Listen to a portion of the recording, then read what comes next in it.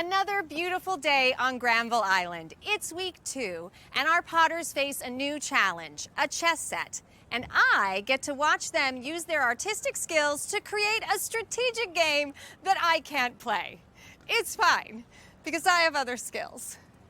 Welcome to the Great Canadian Pottery Throwdown.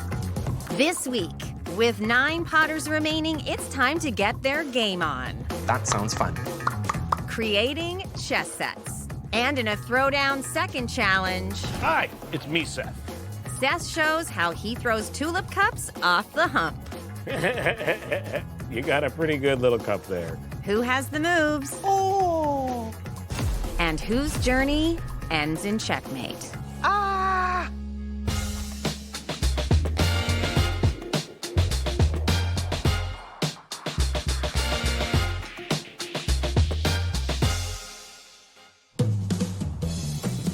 The Potters are back to face a challenge fit for a king and a queen.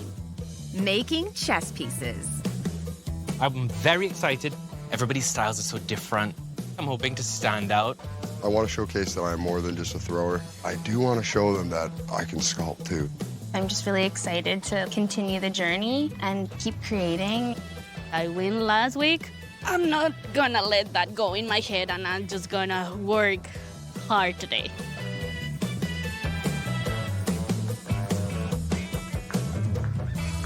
Welcome back, everyone. This week, our judges would like you to build your very own chess set. It is very important that your pieces have a cohesive theme, and it is critical that your objects be identifiable in their roles on the chessboard.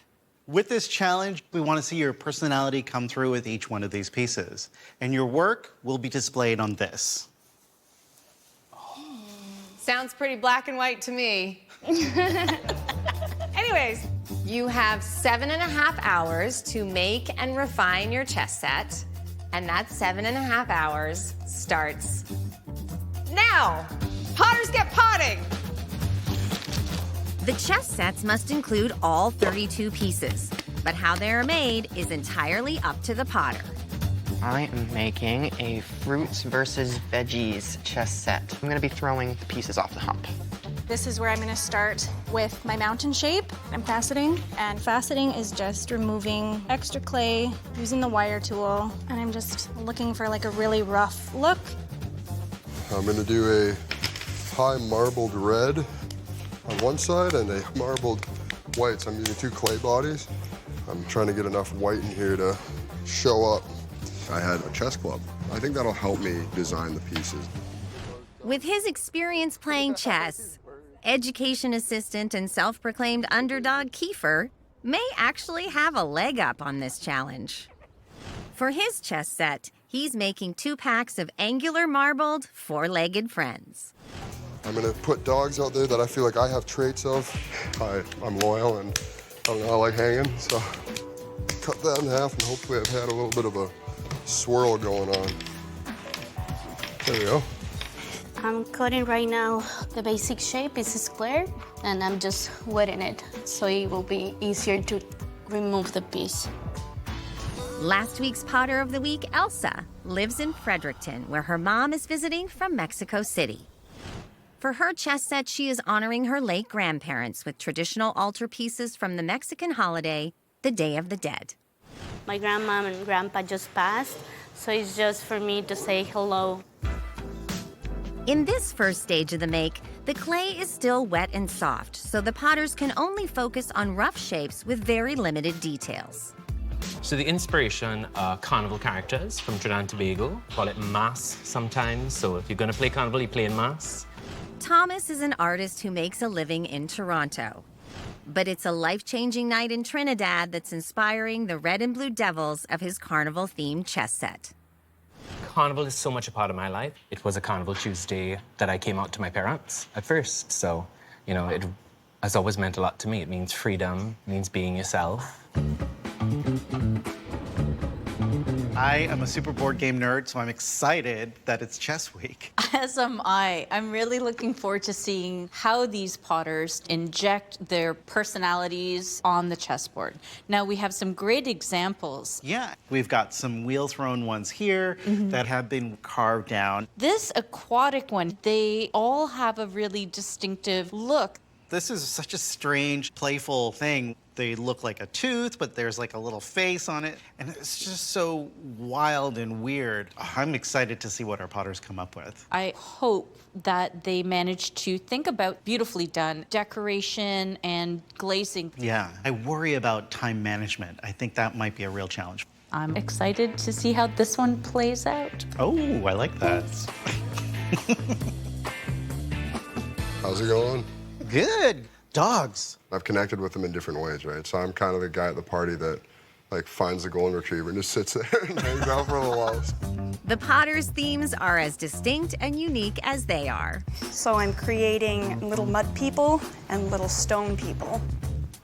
Studio technician Jackie lives with husband Rob in Vancouver, where they enjoy evenings out. But it's movie nights with her animation-obsessed brother that inspired the mini monsters she's calling Mudblorps versus Stone Blancs. We grew up skipping school and staying up all night to watch animation marathons. They're so lovable. Look at that pond with its eyeball. That is the cutest eyeball I've seen in a blob of mud. With so many ponds to put into play, Making clouds. It's a little definition. many of the Potters are making the lowly foot soldier first, and fast. I'm trying to get each pond done in about 2.5 minutes. But Michael has left that strategy for the birds, pulling handles for his back row at a more measured, migratory pace. Pulling handles is a technique where you're adding water to smooth out clay and stretch it. I wanted to create a heron neck that's like long and elegant. I really like it. Michael plays chess with his son Keenan, who he says often wins. For his chess set, Dad picked a rivalry with no clear winner: birds versus snails. So my chess set is a combination of two sides representing my personality. Birds for freedom, and then snails for stability and home. And because they're natural predators, I think it's kind of a fun play on it. I'm throwing my raindrops on the wheel, and I'm just throwing them as a basic cylinder, but then collaring the top in to enclose the form, so it's hollow inside. Full-time student Alice lives in Penticton, where she harvests clay from the local hillsides. Her chess set will feature two elements aligned to astrological signs close to her heart. I'm a Cancer, and each sign falls under an element. So mine's water, and I'm contributing my brother's sign too, because he's an air, so those will be the opposing sides. The sketches right now have similarities to each other. I am very excited to see just how they manage to make themselves very unique. Hopefully these stay raindrops and not teardrops. And with the judges looking for easily identifiable pieces, Jen is beginning to question her monolithic mountains. They're all mountains, you know? So they're all the same thing. Hopefully the height and the color is gonna be enough. Jen's a sporty mom Duck. who cherishes quality time spent outdoors with her family. Goose. For her chess set, she's making her favorite playground, a craggy mountain range defined by different heights and colors. Are they hollow? I'm cutting them in multiple pieces with the wire, Okay. hollowing it out, and then putting them back so they're not like quite in the right place. I'm really excited to see how this comes together and forms that mountain range. Yeah, me too. While some potters have gone with similar-looking structures, others are choosing much more obvious ways to make a difference. I'm doing all the fruit in white clay, all the veggies in red clay, to try and give veggies a more like earthy feel. Andrew shares his home with his partner in Fredericton and enjoys cooking tasty vegan meals. Oh, that's perfect.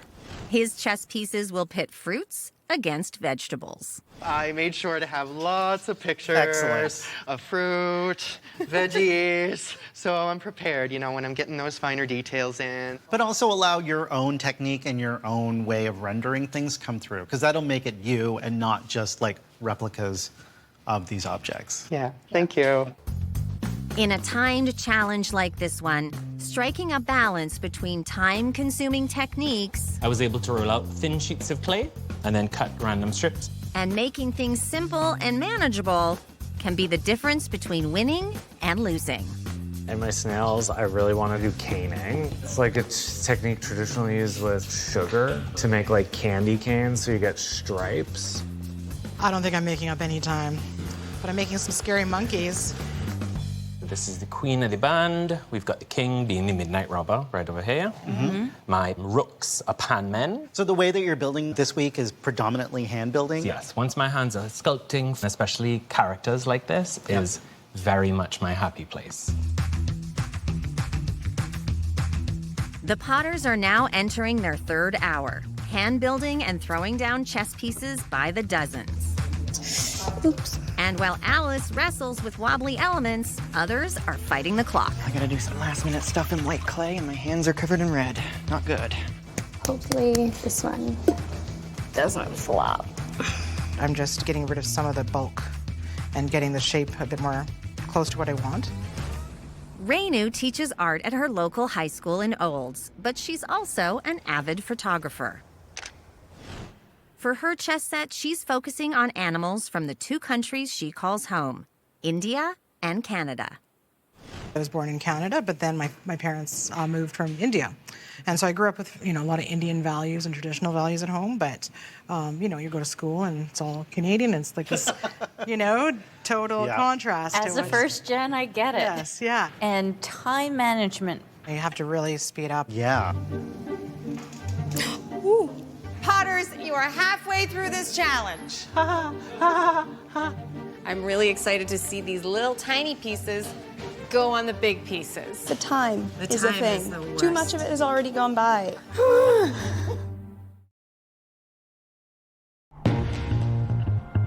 With time ticking down and their chess pieces firming up, attention is turning to the decorative details. I'm starting by carving all my raindrop pawns. Are you still attaching stuff? Yeah, these are the like little tentacle thingies. And then there's like the body part, and then the shell, and then the rock that they sit on. Snails versus birds. Snails versus birds. When you're snail all the way. How's it going? I'm doing well, thanks. You're doing well until I sang to you. That was And then you got really- uncomfortable. Hello, Kiefer. How are you doing? I'm trying to get all this stuff done. I think I'm gonna sand them down to reveal that marbling pattern. Oh, nice. Instead of sitting here carving, 'cause some of these are still kind of wet, Okay. and I don't like the smudginess, right? I want to You know get we that have sharp blow thing. torches, right? I've heard. So I've heard. Partially drying wet clay with a torch or heat gun is a common method of speeding things up to help with carving and details when decorating a piece. You're so busy here.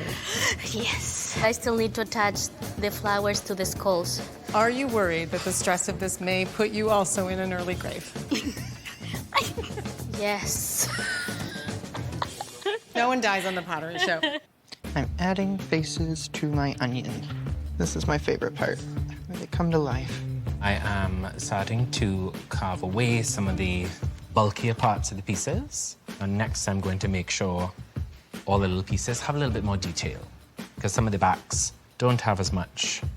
How are your blorps and blonks? You got it. My cheat sheet. Yeah. Looks like feathers. I'm really happy with the technique. I think it's cool. But with time flying away, Michael's feather details are proving tricky to stick. I just broke the bird's neck. What? I just broke its neck. It was an accident. And Alice's air and watermarks are still piquing Judge Natalie's interest. I plan on adding raindrops and then maybe a cloud or a swirl just to help clear things up. I'm still on the fence. Make sure that you're getting enough time to fit all of this great detail you're gonna do in. My friends, you have 1 hour left, which means the drawing room is open. This is panic mode 2.0. By now, the pieces should be almost fully refined with the level of detail the judges are expecting. There's a lot of mountains that need a lot of help in front of me, so I'm hoping that there's enough time, but yeah, we'll see. All 32 pieces must be ready for the drying room and their first firing, or it will be checkmate before they've even had a chance to be glazed. All the pieces are at least made. Oh, I don't have a face on my apples, though. Better do that. Okay, who else gets a bird? You have a bird, and you have a bird. And do any of you have birds? Here we go, Jackie. You're so my close. tulip died. Pressure makes diamonds. Pressure makes diamonds. Yeah. Hey, we got 10 more minutes. Almost done. Going to the drying room. Everything needs to be on the board and in the drying room in 4 minutes. Michael's going. Thomas is going. This is so heavy. Alice has gone in the drying room. Bishop. Oh, amazing. Oh, thank you. Elsa is ready to go. Okay, Jackie's going in. I'm going. Okay, Jen's going in. The mountains are in. Okay, I'm going. Oh, those are awesome, Andrew. Kiefer, 90 seconds. Don't. It's too emotional. If I dropped it, I deserve to go home, like, honestly. Everyone's in. You pulled it off. I just have a lot of doubts about how this one's going to turn out. Before decorating, potters must wait for their chess pieces to dry. And then they will be fired in the 1,000-degree kiln by our studio technician, Vin. Michael's got a couple precarious things. Very thin ceramic there. Those two clay bodies may separate a little bit. I'm a little nervous about my pieces coming out of the kiln. Specifically, the snails have a lot of marbling through them, and there could be cracking on that.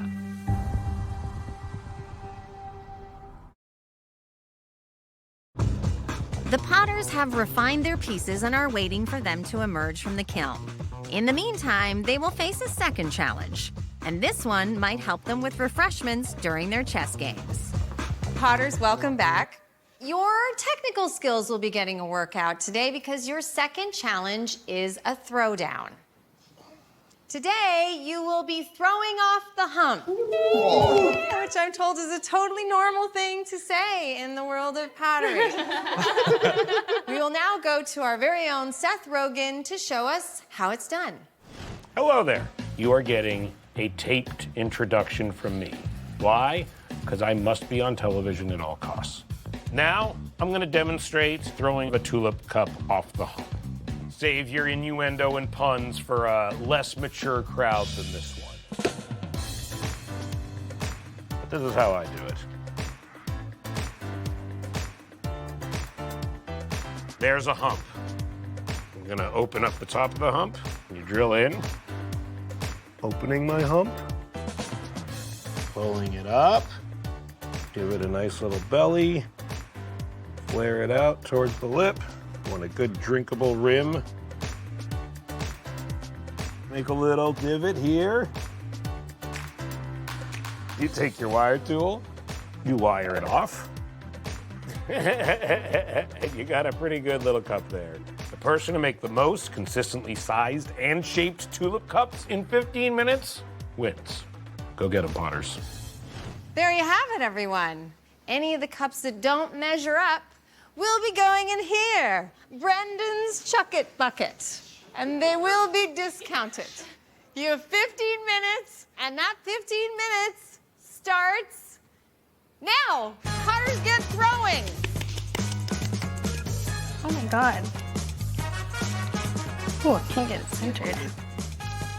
I think the cautions are to remember that sensation of how much clay you're gathering. So decide it's going to be a baseball size or a softball size or tomato, whatever their metric is, keep it that size consistently. I've thrown off the hump before. I've never really focused too much on getting things identical. Opening. The trick to tulip cups is that softness and fluidity of form. These are supposed to be gently curving, so I hope that they're thinking about those things. The most important part of this is going to be getting it off the hump. Oh, I gotta put my little notch in there. I can't forget that. It's got to be good. Quality has to be there. Uh-oh. I went through the bottom. I feel like that one's going in the bucket. That's the first one. First one. I can't believe I got one. It's like fishing. It's just luck.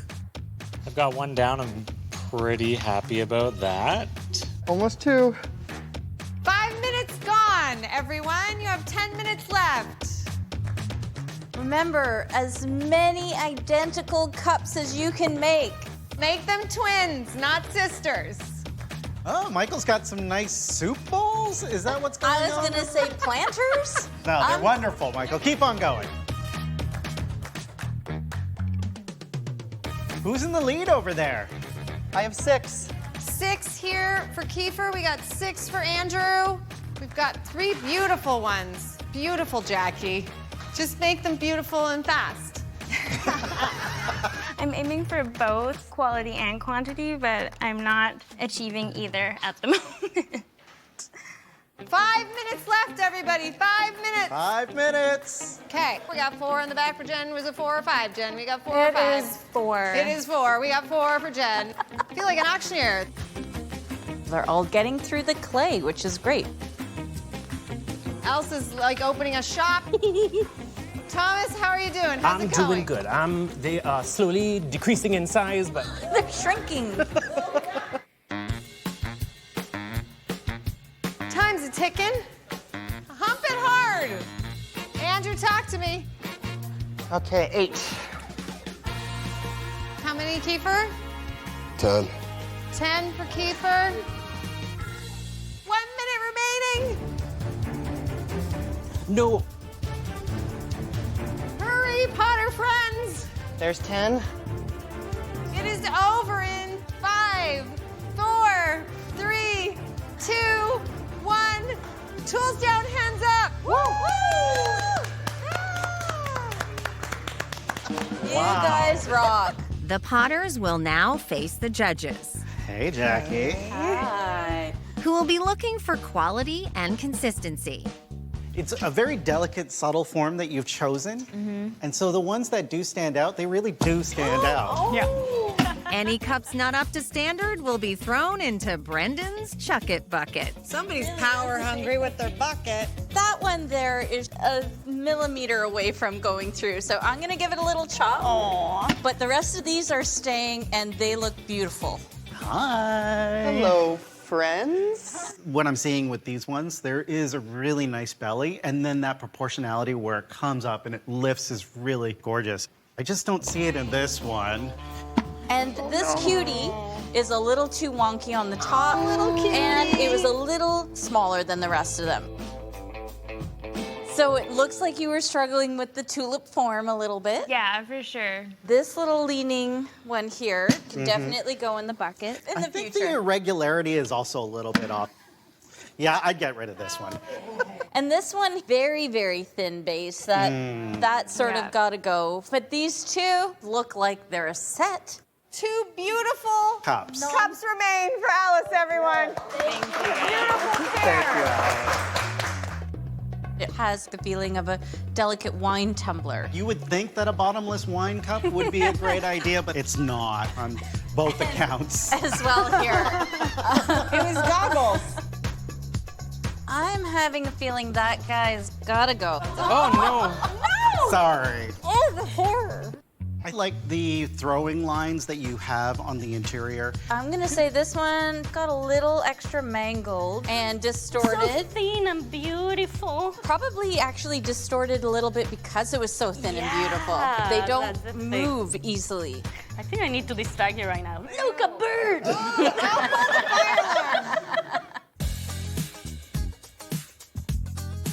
This one, even though it was gorgeous, did not match the rest. Okay. We should get rid of the wobbly ones first. This one, lovely leaning tower of tulip cup. This little guy here, the sizes were just a little bit off. This is getting heavy. How dare you?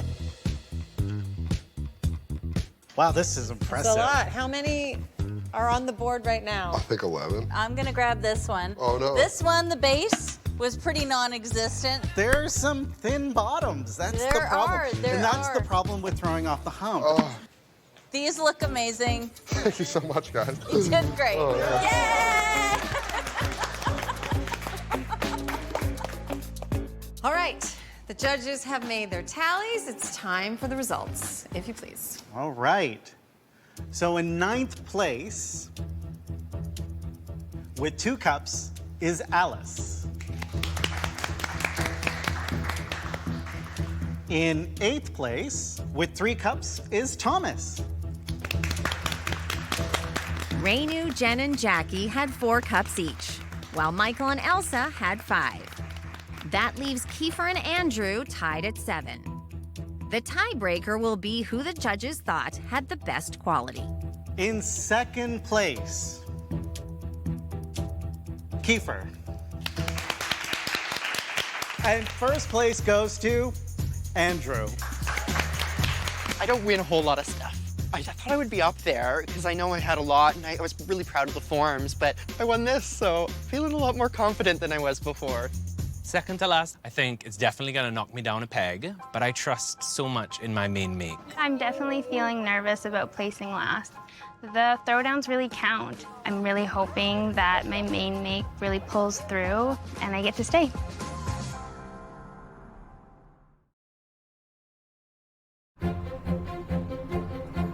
After being bisque-fired, the now hardened and porous chess pieces are ready to be decorated with glazes, underglazes, and oxides. Oh, let's go. But with so many ways for pieces to fail in the kiln, it has been an anxious wait. Okay. Things coming out the kiln at this point, major concern, of course, that it's gonna blow up. I'm nervous for this one. I feel ya. Because I have such a contrast between thin pieces and thick pieces, I'm a little nervous about cracking, breaking. Little bits can get bonked off really easily. Welcome back, Potters. Your chess sets have been bisque-fired and are ready for decorating. What we want to see is a clarity of concept and a unique, well-crafted idea. Your choice of surface treatment and the application will be a huge factor. All right, you've got a wall of glazes. You have barrels of glaze for dipping. You have tiny little pots of color washes. You have it all, but you only have 3.5 hours to use them, and that 3.5 hours starts now.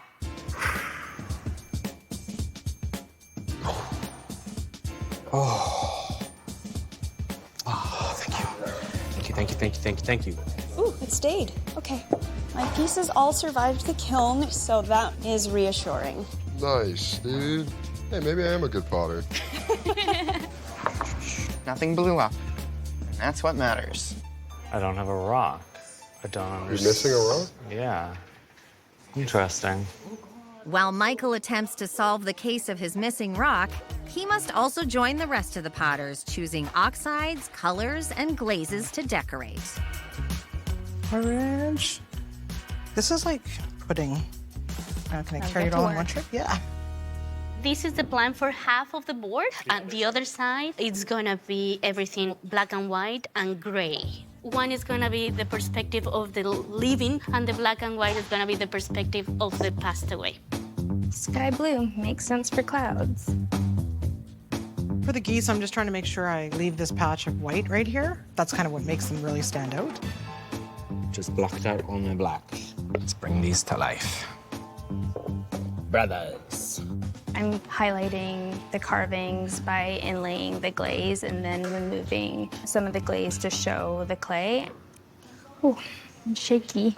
I think because there are so many pieces, I honestly can't say if I'm doing well or not. You have a huge palette of colors Yes. that you've placed out here. This is extremely ambitious. Yes, I know. Potters, you are halfway through the challenge. Hope it's all going well. I'm definitely running out of time. I gotta get some color on the other side of the board here. While Jen tries to pick up the pace, Michael has finally arrived at a solution to his problem. I put this in the kiln without a rock. It was supposed to look like that, but actually it looks like that. So I amputated its twin's rock, and it's not great, but it is what it is. How's the doggy daycare? It's good, just doing a bit of grooming here. A little grooming, I see. In terms of your glazes and stuff, what's your plan? I'm going to get my satin clear, and I'll go through and dip them all. Okay. I've got the color block down. Yeah. Now I want to go in and add some subtle details. Like, Tell me your favorite carnival memory. it was the night that I just mustered up the courage to take my mum. We went out to the porch, and that was the first time I'd ever told anybody that I was gay. And what did your mother say? She cried and said I always knew. Yes! Carnival has always been a symbol of that freedom for me. Yes. At this late stage of decoration, many Potter's pieces are beginning to resemble the colorful works of art they are destined to become. Grandma and Grandpa will be the picture frame. Yes. They would love this. But for other Potters, nearing the finish line means coating their chess pieces in a variety of white-looking glazes that will change dramatically in the kiln. Right now, I'm dipping them in Celadon to give them a nice finish. So it'll just be like really glossy. You have 1 hour left, everyone. 1 hour left. I have a lot of pieces left to do, and there's only an hour left on the clock. I'm still trying to lay in all the details. With underglaze, I haven't even moved on to glaze yet. And while Jackie still needs to protect her base layer with a glossy finish, Kiefer is well ahead of the pack. If anybody needs any assistance, Kiefer's available. If you need human strength or you need somebody to find a brush or a tool. I'm a pro at that. He's a pro. Hey, Kiefer, I could use some help. I got you, buddy. There's a little bit of glaze on the bottom of some of these. If you could get like a bucket of water and help me wipe some of them, that'd be so helpful. Time is almost up, and Alice is applying an ultra-clear glaze that fires up to a glossy, translucent finish. I'm shaking, so shaky. But keeping fingerprints from smudging it can be tricky. Oh my God. Uh-oh.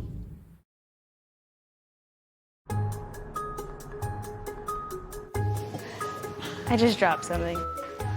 Didn't break. Good? I make durable ceramics, guys. So mistakes happen. Oh my God, now I'm shaking.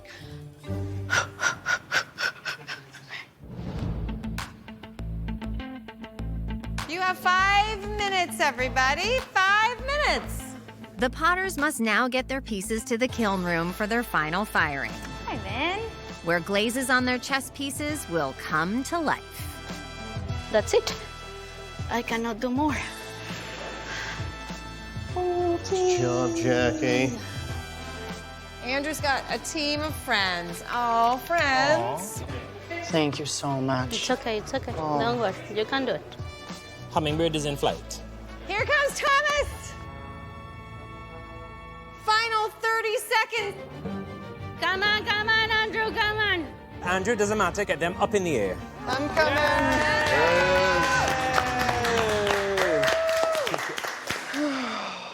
And that's time. And everything's in the room. Give yourselves a round of applause. Right now, I'm feeling everything. Butterfly, bugs, snakes, everything in my stomach. At the end of this make, I was definitely slapping and dashing like all the glaze. I think it'll turn out okay.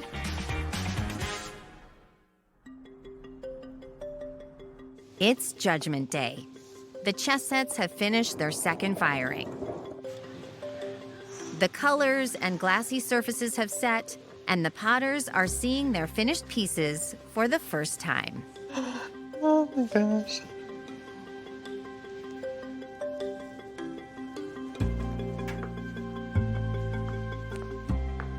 Hello, Potters.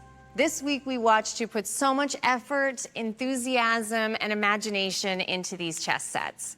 And now to see them all here is incredible. We can't wait to take a closer look, so let's get started. Hi. Hi, Jackie. The technical virtuosity is like next level. You've shown us a lot of skill in terms of how you present ceramics as both a very soft, mushy, squishy, like I still feel like this is malleable clay, while this feels quite literally like a rock. I just want to really highlight just how much detail you fit in that short period of time. Nicely finished.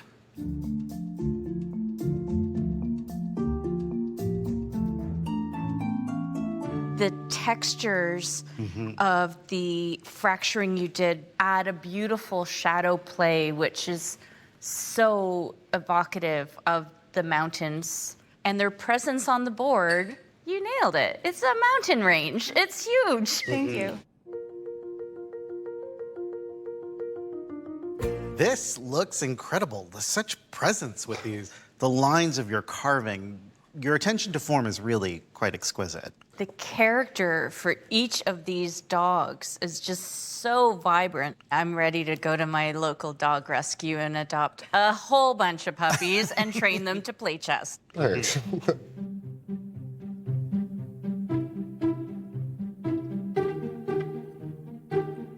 I'm really impressed with how this set came together. Your feather development on these birds and surface decoration techniques are all really nice, as well as the variation you've achieved using your glazes. My big concern is once those snails start moving around, I think I might be confused as to what ones can do what. Makes sense. How are you feeling about your set?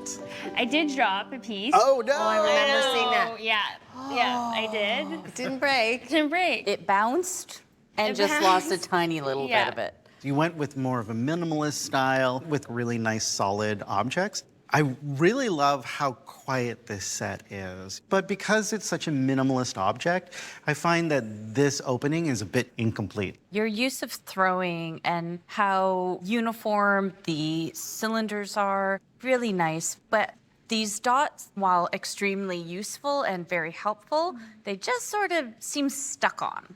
Right.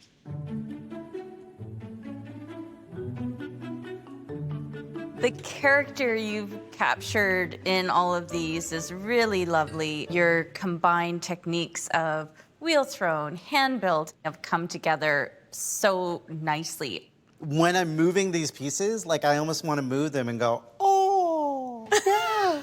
I think there could be some tips with some of these guys, like having an undercoat of white to kind of have some of those highlights punch out. Yeah, I think that's a good idea.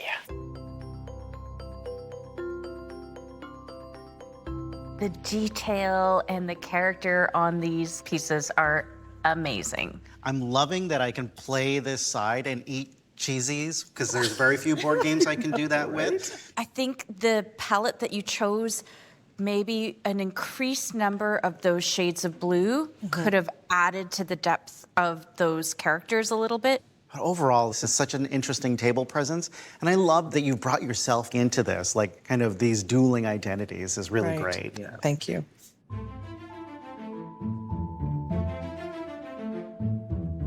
I think it's a really wonderful set that plays between both the living and the dead, both the colors and the motifs and how they blend well together, and then the sort of more somber vibe of it. I'm really loving that sort of division. But the use of so much gloss glaze has not featured the shapes of the forms as much. Yeah. The surfaces end up a little bit washed out with the gloss. But really, we're just digging to the bones here. I love shiny. Who doesn't love shiny?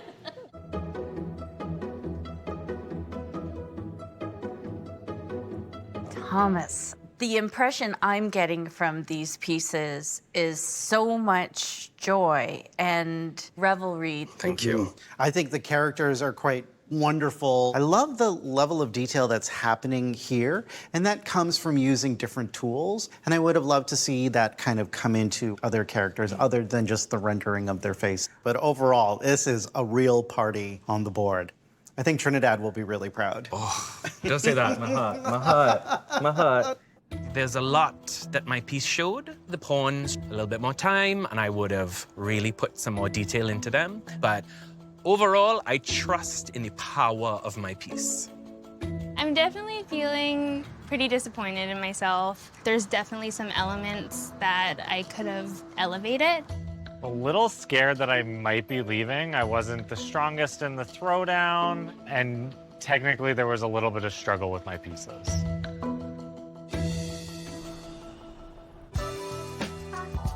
Those chess sets are so beautiful. What we saw in that room was incredible. Yeah, very strong. A lot of the strongest sets were really cohesive, and you knew what roles each piece played. So let's start with Potter of the Week. I think there's a lot of contenders for Potter of the Week. Elsa really knocked it out of the park. Her surfaces, the way she decorated those, were incredible. Thomas transported me straight to Trinidad during Carnival, and I got to feel like I was part of the chaos and joyousness that he captured with his red devils and blue devils. I also think Jackie, being able to, on one side, keep the really wet gestures of clay and sort of capturing those very fleshy moments, to then having these craggy, rock-solid forms. It was really beautiful. Who didn't have as strong a week? I think the first person that kind of comes to mind is Alice. I felt like there were some elements that were incomplete and it chipped. You know, that was a bit of a ding. Another one that I was having a little bit of a struggle with was Michael's. The board itself was a little confusing. I was like, I don't know which snail moves which way because I can't figure this out. Well, you know what I can't imagine? Having to choose the Potter of the Week and decide who's going home. Glad it's not me. Cheers, friends.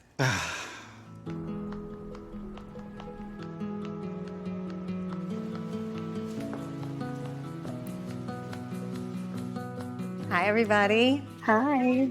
We just want to start by saying what amazing work all of you did this week. With such a strong showing, you made it very difficult for our judges to come to the decision that they have made. Let's start with the happy news first. This week's Potter of the Week is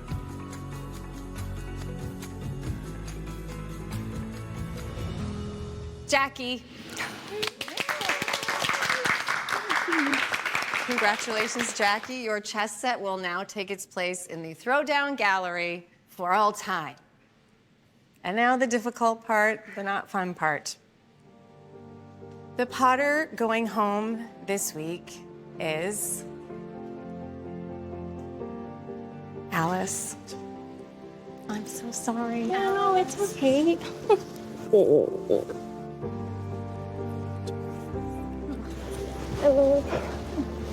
This has just been like such an incredible experience with the greatest people. So like I've won, you know, this is a win. We're gonna miss you. Sure. I'm so glad we got to meet you, and I can't wait to see more. This whole experience was out of my comfort zone, and just being here kind of feels insane. It was a wild ride. Alice felt like a little sister to me in there. I was joking. I was like, there's no malice in Alice, right? She's just so sweet. Big a round of applause for all of you. Thank you so much. Alice had some challenges. Her vision about working with a minimalist form was strong. I love her ideas, but I think the execution just wasn't there for me this week. I don't have any regrets, you know? I laid it all out there, and that's what I came here to do, is just do my best. This is just the beginning of my ceramic journey. As Alice leaves the competition, Jackie's chess set takes the second spot in the Throwdown Gallery. I won Potter of the Week. I think the competition is just going to get tighter and tighter from here, but this does a lot for my confidence.